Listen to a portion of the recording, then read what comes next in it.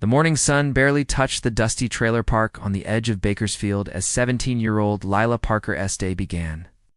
Long before anyone else, she was up, her body accustomed to the rhythm of survival.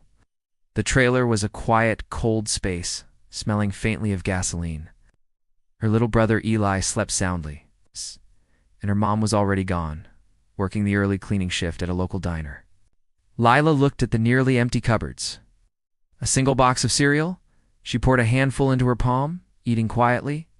Every day was the same routine: a meager breakfast, a worn-out backpack, and a 3-mile walk to school. The bus pass was a luxury they couldn't afford.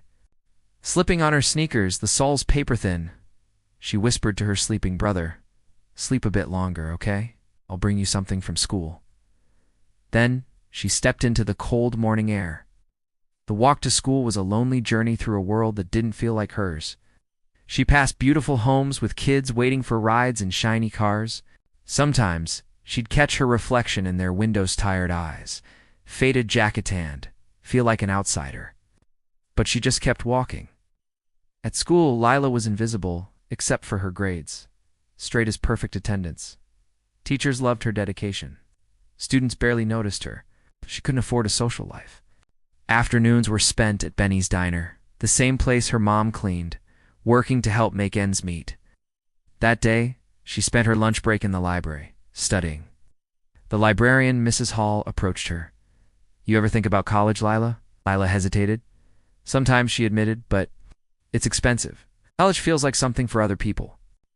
Mrs. Hall urged her to apply for a community scholarship, but life had taught Lila not to get her hopes up. That night at Benny's, an older man in a suit sat in her section. He looked sad. "Coffee, please." "Black," he said. He told her he was driving north, just needing a place to think. "You remind me of my daughter," he said softly. "She passed away last year. She wanted to be a teacher. To make the world a little better." Lila's heart ached for him. When he left, she found a $100 bill under his cup. On the napkin he'd written, "For the dreamers who keep going." She ran outside, but he was already gone. That money wasn't just cash, it was a spark of hope. That night, she poured her heart into her scholarship essay, writing about her family, her struggles, and her dreams. Weeks later, an envelope arrived. Her hands shook as she opened it. "Congratulations, Lila Parker. You have been selected as one of our 2025 full scholarship recipients." She screamed with a mix of laughter and disbelief. Her mom ran over, and when she heard the news, they both cried, tears of joy for the first time in years. College was tough. She felt out of place among students who had so much, but she never gave up. She heard that stranger's words in her head, "For the dreamers who keep going." Years passed. Lila graduated with honors and became a teacher. She helped her mom move into a real house and supported Eli through college. One evening, she stopped at a diner, much like Benny's.